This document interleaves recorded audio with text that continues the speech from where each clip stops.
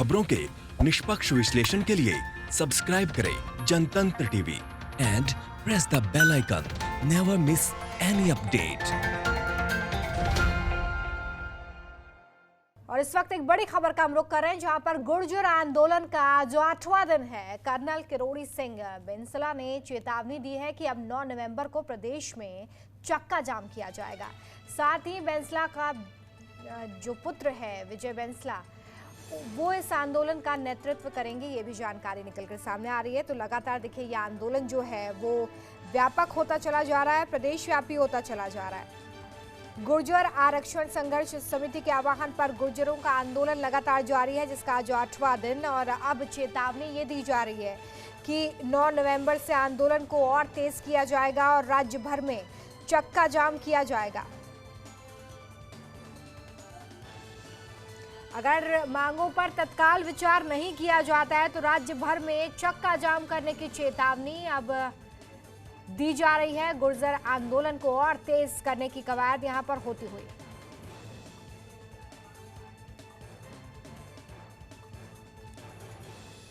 तो गुर्जर आंदोलन जो कि अब बिल्कुल रफ्तार पकड़ता हुआ नजर आ रहा है। 9 नवंबर यानी कि कल से राज्य भर में चक्का जाम करने की चेतावनी भी दी जा रही है। लगातार यह 8वां दिन।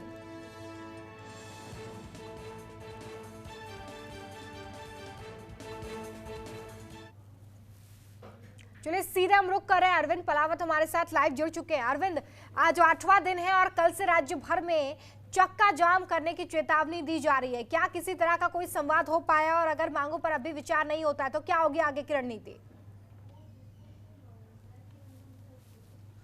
जी बिल्कुल, देखिए रोमिता, जिस तरह से जो गुर्जर आंदोलन चल रहा है और इस गुर्जर आंदोलन के कारण जो बड़ी संख्या में जो लोग हैं वो भी यहाँ पर परेशान हो रहे हैं। और कल से जो चक्के जाम की जो चेतावनी है वो यहाँ कर्नल किरोड़ी सिंह बेंसला ने दी है। लेकिन आपको बता दूं कि इससे पहले भी 2 बार जो आंदोलन की रणनीति बन चुकी है। पिछले महीने में आंदोलन की रणनीति बनी और उसके बाद में 1 नवंबर की तारीख तय की कि 1 नवंबर को चक्का जाम किया जाएगा। लेकिन 1 नवंबर को भी किसी तरह का कोई चक्का जाम जो है वो नहीं हुआ। हालांकि जो पीलूपुरा पे जो ट्रैक है जहां पर पहले भी कब्जा जमाया था गुर्जर आंदोलनकारियों ने, तो उस ट्रैक पर जरूर उन्होंने कब्जा कर लिया। लेकिन इसके अलावा हाईवे जाम और चक्के जाम की जो स्थिति है वो वहां पर नहीं बन पाई थी। लेकिन अब जिस तरह से लगातार जो गुर्जर समाज की अनदेखी हो रही है, क्योंकि 8 दिन से ट्रैक पर बैठे हैं और इसके बावजूद भी कोई जो विशेष जो बातचीत है वो उनसे नहीं हो रही। हालांकि अशोक चांदना जो मंत्री हैं गुर्जर समाज से आते हैं और युवा एवं खेल मामलात के जो मंत्री हैं वो कर्नल किरोड़ी सिंह बेंसला से बात करने के लिए 1 नवंबर को ही पहुंचे थे। लेकिन बीच में ही उनको आंदोलनकारियों ने रोक दिया। तो ऐसी स्थिति में वे भी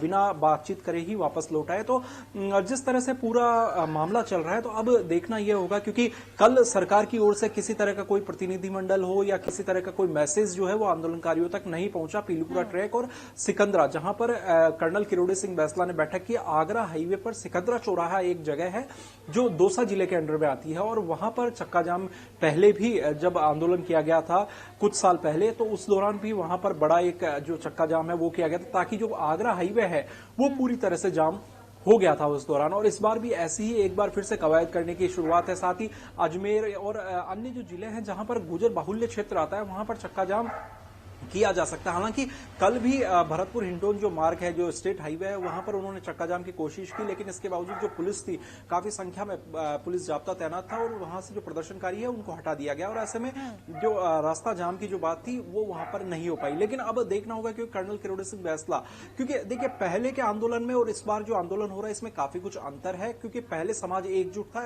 एक नाम के तले था, कर्नल किरोड़ी सिंह बेंसला का जो नाम था उसके अंडर में सभी जो प्रदर्शनकारी है वो यहां पर चल रहे थे। लेकिन इस बार गुर्जरों में भी 2 फाड़ हो चुके, क्योंकि एक वो हिस्सा है 80 गांव के जो 41 सदस्य प्रतिनिधिमंडल जो जयपुर आया था और जयपुर आकर के और उन्होंने 30 अक्टूबर को जो बातचीत हुई थी चिकित्सा मंत्री रघु शर्मा और अशोक चांदना के साथ, और उसमें 14 जो पॉइंट थे, 14 जो बिंदु थे, उन बिंदुओं पर जो सहमति बनी उसको उन्होंने स्वीकार किया। मीडिया के सामने जो ब्रीफिंग हुई उसके अंदर वे मौजूद रहे। तो ऐसी स्थिति में 2 फाड़ यहां पर हो चुके हैं। एक धड़ा जो है वो कर्नल किरोड़ी सिंह बेंसला के साथ में, जबकि दूसरा दूसरा धड़ा वो है जो सरकार के सामने आया और सरकार से आकर उन्होंने बातचीत की।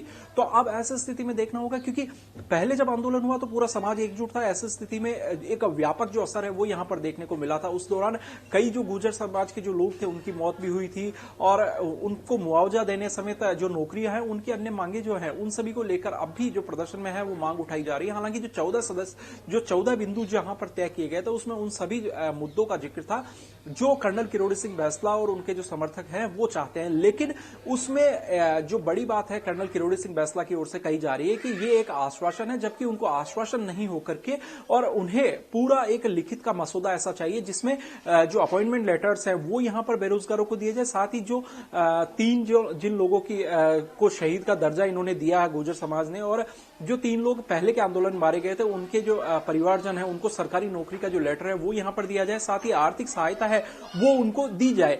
जबकि जो 14 बिंदु तय किए गए थे उसमें इन सभी चीजों के लिए कहा था कि ये सभी चीजें हम करेंगे, लेकिन ये सभी चीजें नहीं हुई। तो ऐसी स्थिति में अब एक बार फिर से आंदोलन का जो रुख है वो यहां पर होगा। साथ ही दूसरी एक और बड़ी चीज आपको बताना चाहिए इस आंदोलन में कि कर्नल किरोड़ी सिंह बैंसला क्योंकि उनकी एज 85 साल के हो चुके हैं। लौटूंगे आपके पास। हमारे साथ इस वक्त कर्नल देव आनंद गुर्जर जो कि अध्यक्ष इंटरनेशनल गुर्जर महासभा के, वो जुड़ गए। बहुत स्वागत है सर आपका जनतंत्र टीवी पर। जी, आपका बहुत बहुत धन्यवाद। सर आपसे जानना चाहूंगी आगे क्या रणनीति होने वाली है? आप लोगों की तरफ से आंदोलन तेज करने की बात कही जा रही है, कल चक्का जाम भी करने वाले हैं, क्या रणनीति है? जी देखिए, सबसे पहले रणनीति से पहले मैं थोड़ी सी ये बात रखना चाहूंगा जी कि इस मामले का जिस प्रकार से राजनीतिकरण कर करके गुर्जर समाज को बदनाम किया जा रहा है, ये बहुत गलत बात है। जी सरकारों ने वादे किए, समाज की मांग है, ये किसी व्यक्ति की मांग नहीं है। जैसा मैं सुन रहा था ये 2 फाड़ और 3 फाड़, मेरा मानना है कि फाड़ बोलना ही राजनीतिकरण है इस मुद्दे का, और जो हो चुका है। मैं सहमत हूँ इनसे जो भी ये हमारे भाई साहब बात कर रहे थे। पर मेरी इसमें सबसे बड़ी बात यह है कि सरकार ने, देखिए आप जिस प्रकार से अपना एक वादा जो उन्होंने 2011 में किया था, उसके बाद इलेक्शन मैनिफेस्टो में राजस्थान में कांग्रेस की सरकार है, श्री गहलोत जी की, और वो गहलोत जी बड़े, मैं मानता हूँ गुर्जरों के प्रति उनकी भावना कभी बुरी नहीं रही है, मैं जितने भी आंदोलन में इनका देखा है। पर ये वादा पूरा नहीं करना ये सरकार की गलती है। मैं चाहता हूँ ये सरकार जल्दी से जल्दी, जैसे हमने हमारी कई महापंचायतें की हैं, इंटरनेशनल गुर्जर महासभा के माध्यम से, समाज के माध्यम से चर्चा होती रहती है, इसमें 2-3 बिंदु निकल के आए हैं, मैं आपके माध्यम से नागरिकों तक, देश तक पहुंचाना चाहूंगा। देखिए साहब, ये गुर्जरों के आरक्षण, पता नहीं है क्यों लोग ऐसा कर रहे हैं। एमबीसी का आरक्षण है, ये जब आरक्षण का लाभ लेते हैं तो एमबीसी को जाता है, और जब आंदोलन के अंदर कोई गलत काम पे, नाम पे बदनाम करना होता है तो गुर्जरों को करते हैं। ये थोड़ा एक मैं चाहूंगा कि समाज को समझना पड़ेगा। और दूसरी बात ये कि सरकार ने जो वादा खिलाफी की है उसको अपना करेक्ट करे और जल्दी से जल्दी भावना से खिलवाड़ ना करे। ना यहाँ पर जैसे आपने सवाल पूछा रणनीति, देखिए साहब, हर व्यक्ति को, चाहे वो धड़े 2 हो, 3 हो, बैंसला जी हो, चाहे हिम्मत, सबको अपने अपने तरीके से समाज के लिए अपनी मांग मंगवाने का हक है। तो मैं नहीं मानता किसी भी धड़े ने गलत या सही किया। जब तक कि समाज का अगर लाभ हो रहा है तो कोई भी व्यक्ति कर सकता है, ये मेरी बात है। दूसरी बात, जो ये उग्र और वायलेंस के तरीके हैं, मैं as a colonel Devanand Gurjar इसका समर्थन ना कभी करता था, ना आज करूंगा। मेरी समाज से यही मांग है, सरकार से सबसे पहले, कि भाई आप हमें बदनाम क्यों कर रहे हैं। दूसरी बात, देवानंद जी, कल चक्का जाम आप लोग करने वाले हैं, कितनी जगहों पर ये चक्का जाम करेंगे? और अगर इसके बाद भी मांगों पर विचार नहीं होता है तो क्या होगा अगला स्टैंड? मेरा ये मानना है कि देखिए, चक्का जाम जो लोग ये शब्द को इस्तेमाल कर रहे हैं गुर्जर से जोड़ के, ये गलत है। हमने ये कहा कि 9 तारीख तक हमने सरकार को समय दिया, हमने खुद ने भी दिया है कई जगह मंचों से जाकर के, कि भाई आप मांगे वरना फिर समाज आंदोलन करेगा। ये उग्र आंदोलन गुर्जर समाज ना कभी करता है, पता नहीं ये किस तरह लोग बदनाम करने का प्रयास कर रहे हैं। आंदोलन होगा, हम बैठेंगे हमारे तरीके से, और जैसे मैंने कहा कि भाई जो भी हमारे समाज के जो लोग हैं ये समझ रहे हैं। आप देखिए, अभी कहीं भी और जगह चक्का जाम कुछ नहीं हुआ है, एक जगह बैंसला जी ने किया, हम उनकी मांग का समर्थन करते हैं, पर उनके तरीका, वो खुद जिम्मेवार व्यक्ति हैं, वो अपने तरीका करें। और मैं ये मानता हूँ, हम समाज के जो ज्यादातर लोग जो आप देख सकते हैं, हम सब चाहते हैं सरकार कल तक फैसला करे और जो भी है टीवी पे आके बताए बात का क्या मामला। उन्होंने बहुत सारे सवाल आपने भी उठाए हैं देवानंद गुर्जर जी, आप मेरे साथ बने रहे। हमारे साथ हिम्मत सिंह जी जुड़ गए हैं जो कि गुर्जर नेता है। हिम्मत जी, बहुत स्वागत है आपका जनतंत्र टीवी पर। धन्यवाद जी। हिम्मत जी, लगातार यहाँ पर हमारे साथ इंटरनेशनल गुर्जर महासभा के जो अध्यक्ष हैं वो भी जुड़े हुए हैं और वो सीधे तौर पर सरकार पर वादा खिलाफी का आरोप लगा रहे हैं। पहली रिएक्शन आपकी। देखिए, ये जो मुद्दा है, ये मुद्दा पिछले 2007-8 से चल रहा है जी।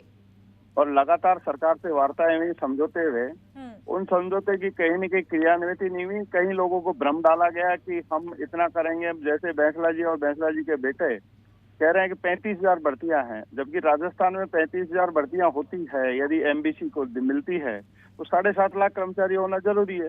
तो जब आपको आपकी मांग को जस्टिफाई करने के लिए आप इस तरीके के बेतुके आधार देंगे तो हर आदमी उस पर सवाल करेगा।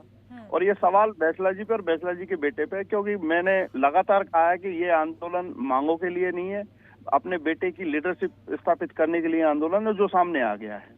अभी उन्होंने खुद ने घोषणा कर दी कि मेरा बेटा इस आंदोलन में सक्रिय भागीदारी निभाएगा, ये आंदोलन का नेता होगा। और समाज का जो बैठे हैं जो लोग रेलवे ट्रैक पर 250-300 लोग, अभी रात को तो 25-30 लोग ही रह जाते हैं। अब आप ये देखिए, पूरे राजस्थान का गुजर, कहीं भी राजस्थान में चक्का जाम या जो बार बार आंदोलन की घोषणा कर रहे हैं बैंसला जी, जा के लोगों से कह रहे हैं। बैंसला जी खुद अपने बेटे को अयोग्य मान रहे हैं। अब जैसे कल सिकंदरा दोसा आए तो बेटे को जब लीडरशिप दे दी तो बेटे को आना चाहिए था और बेटे को यहाँ लीडरशिप की बात करनी है कि किसी तरह की सरकार कोई वादा खिलाफी नहीं कर रही है। नहीं, सरकार वादा खिलाफी नहीं कर रही। सरकार ने जो करना था, जो पॉइंट से उन पॉइंटों को क्लियर कर दिया। 14 जो बिंदु थे, जो हम लोगों ने नेहरा सेक्टर के जो पंच पटेलों ने बिंदु उठाए, उन बिंदु को क्लियर कर दिया। क्योंकि देखो, प्रक्रियाधीन भर्तियां हैं जो 2000 हम मांग रहे हैं, रिजर्व पद मांग रहे हैं 2011 से। ठीक है, अरविंद यहाँ पर कुछ और सवाल जोड़ना चाह रहे हैं, सीधे मैं अरविंद के पास लिए चलती हूँ। अरविंद। देवानंद जी, मैं आपसे ये सवाल करना चाहता हूं कि जिस तरह से आप कह रहे थे कि इस पूरे मामले का राजनीतिकरण हो रहा है, तो ये राजनीति कहां से उठी है? मैं आपसे ये जानना चाह रहा हूं, क्योंकि हिम्मत सिंह जी की हम बात सुन रहे थे। हिम्मत सिंह जी ये कह रहे हैं कि जो प्रतिनिधि मंडल गया, उनकी सरकार के साथ जो सहमति बनी, तो फिर उसको क्यों नहीं मांग रहे? दूसरी बात, अशोक चांदना जब कर्नल किरोड़ी सिंह बैंसला से मिलने पहुंचे तो वो वहां तक क्यों नहीं पहुंच पाए? आखिर जो सरकार के जो मंत्री हैं, जब वो वहां पर नहीं पहुंचेंगे तो आपकी वार्ता कैसे होगी? मुझे इस चीज का आप जवाब दीजिए कि आप कह रहे हैं कि राजनीतिकरण कर दिया जाता है और जब एमबीसी के आरक्षण की बात आती है तो गुर्जरों को इसमें हो जाता है।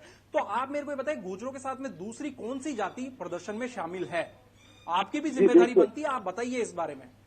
मैं 2-3 चीज रखना चाहूंगा। सबसे पहले जो हिम्मत सिंह जी कह रहे थे, मैं इनका पूरी तरह तो नहीं कह सकता, पर इनकी जो भावना है मैं समर्थन करता हूं कि इनको हकर इन्होंने अच्छा काम करवाया। देखिए, 14 मांगे मनवाई है, बहुत अच्छी बात है। और जो उन्होंने दूसरी जो कर्नल साहब की बात कही, देखिए हर आदमी का, जैसे मैंने कहा, अपना अपना तरीका है काम करने का। मेरा शांति प्रिय तरीका, मैं इनसे गुजारिश करता रहता हूँ। और सरकार की गलती क्या रही, देखिए साहब मैं बताता हूँ। अब हिम्मत सिंह जी ने 14 पॉइंट क्लियर करवाए, बधाई के पात्र हैं साहब ये। और जो एक बिंदु, जो मुख्य बिंदु है, जो इन्होंने कहा कि भी 35,000 ये गुमराह कर रहे हैं, तो गुमराह तो राजनीतिक लोग ही करते हैं साहब। जो चुनाव लड़ते हैं वही लड़ते हैं। मैंने हिम्मत सिंह जी ने तो लड़ा नहीं है। तो हम तो इन पार्टियों के आगे हाथ ही छोड़ रहे हैं कि भाई प्लीज, आपने जो वादा किया था कि रिजर्व कर्नल किरोड़ी सिंह बैंसला और उनके बेटे जो हैं, मैं देवानंद जी आपसे जानना चाह रहा हूं, जिस तरह से आप कह रहे हैं, तो कर्नल किरोड़ी सिंह बैंसला और उनके बेटे क्या चुनाव में भागीदारी करने के लिए सब कुछ कर रहे हैं, समाज का नाम लेकर के, और आगे आ रहे हैं? उन्होंने पहले भी चुनाव लड़ा है, वो बीजेपी ज्वाइन कर रखी है, उसमें डाउट क्या है साहब? राजनीतिक लोग हैं। हिम्मत सिंह जी राजनीतिक थोड़ी ना है, ये तो मेरी तरह है। और हम समाज की बात रख रहे हैं। आप देखिए साहब, अगर कोई राजनीतिकरण यही तो होता है कि मुद्दे मान कोई नहीं। अब हिम्मत सिंह जी ने अगर 14 पॉइंट चांदना जी के माध्यम से या किसी माध्यम से इन्होंने रिजॉल्व कराए, तो बधाई के पात्र होने चाहिए कि नहीं होने चाहिए समाज के लिए। अब एक मुद्दा जो बचा हुआ, जो मैं हिम्मत सिंह जी से भी गुजारिश करूंगा, और मैं तो चीफ मिनिस्टर महोदय से भी गुजारिश करूंगा कि देखिए साहब, 11 में जो समझौता किया था कि रिजर्व वैकेंसीज की जो है वो मांग पूरी मान ले, तो अब मैं कहता हूं उसके बाद कोई जमला ही नहीं बचेगा। और जो उग्रता की जो लोग बात करते हैं, मैं आपको बता दूं साहब, जी हेलो, जी हिम्मत सिंह जी बोलिए साहब। कर्नल देवानंद जी, 2011 में समझौता हुआ, और उस समझौते में देखिए, पहले तो कर्नल बैंसला जी ने समझौता ही गलत किया था। 6 मई 2010 को जब हमने गुडला से पैदल मार्च निकाला और सिकंदरा तक पैदल मार्च हुआ, रातों रात वो नीरज के पवन जी उठा के ले गए और जाके उन्होंने एक पन्ने का समझौता करवा लिया। क्योंकि आपको शायद ये समझौते की जानकारी नहीं, मैं दे देता हूँ आपको। 6 मई 2010 को, दर्शकों के लिए भी बताएं, आप सबको पढ़ना लगेगा। 6 मई 2010 को एक पन्ने का समझौता करके लाए। और समझौते में ये था कि 1% दिया जाता है, क्योंकि सुप्रीम हाई कोर्ट में एसपीसी रिजर्वेशन पेंडिंग था, स्टे लगा हुआ था। 1% दिया जाता है 50 के अंदर, और 50 के ऊपर स्टे किया जाता है। सरकार से समझौता ये किया कि नोशनल रूप से 4% पद रखे जाएंगे, बिल्कुल, और उनको जब हाई कोर्ट निर्णय करेगा तब हम उन पदों को भरेंगे। ठीक है जी। अब नोशनल रूप से का अर्थ होता है काल्पनिक। उसके बाद में हमने जब समझौता पढ़ा तो उनको कहा, बैंसला जी को ये कल्पनाओं के आधार पे क्या समझौते होते हैं क्या? तो उसके बाद में जब दिसंबर में दोबारा आंदोलन हुआ, पीलू का रेलवे ट्रैक रुका 22 दिसंबर 2010 को, और 5 जनवरी 2011 को समझौता हुआ।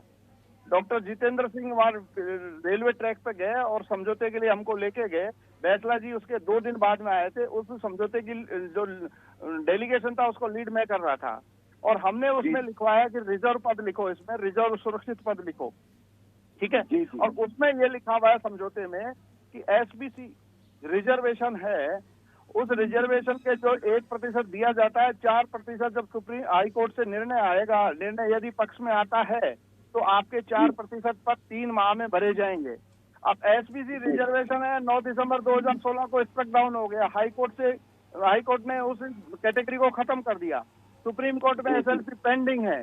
फिर भी इस समझौते में, क्योंकि ये लगातार मैं मांग कर रहा था, एक बार जब सब कमेटी में हेम सिंह भदाना जी थे, मेरी उनके आपस में तू मैं हुई इस बात पे 2016 में, लेकिन उस वक्त बैंसला जी चुप थे। यहाँ पर जरूरत है ताकि ये पूरा मसला जो है मैं क्लियर कर दूं, क्योंकि दर्शकों को बताना जरूरी है कि क्या भ्रम है और क्या भ्रम फैलाया जा रहा है। थोड़ी सी कमी है समय की। हिम्मत सिंह जी हमारे साथ जुड़े के लिए बहुत शुक्रिया। देवानंद जी हमारे साथ जुड़े हुए थे, अरविंद हमारे साथ जुड़े हुए थे, जो पूरी खबर पर जानकारी दे रहे थे। तो फिलहाल गुर्जर आंदोलन कल से और ज्यादा तेज होने वाला है, और कल से राज्य भर में चक्का जाम की चेतावनी दी गई है। अब संवाद के बाद राज्य सरकार यहाँ पर क्या जल्द से जल्द इस मसले को सुलझा लेती है, ये जरूर देखना होगा। बुलेटिन में फिलहाल इतना ही। देखते रहिए जनतंत्र टीवी। नमस्कार। खबरों के निष्पक्ष विश्लेषण के लिए सब्सक्राइब करें Jantantra TV and press the bell icon. Never miss any update.